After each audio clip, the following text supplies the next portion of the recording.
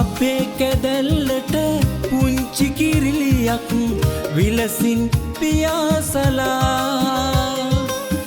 අපේ කැදැල්ලට පුංචි කිරිලියක් විලසින් පියාසලා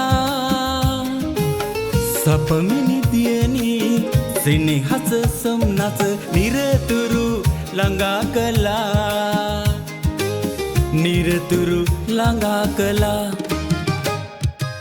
අයිබෝන් අලුත් ආරංචියක් කියනවා මේ ආවේ මගේ අවුරුදු 33ක විතර පැරණි ගීතයක් මගේ දියණියට ගායනා කරපු ගීතයක්. දියණිය අවුරුදු 2ේදී ගායනා කරපු ගීතය දැන් දියණියට අවුරුදු 7ක 5ක දරුවෝ ඉන්නවා.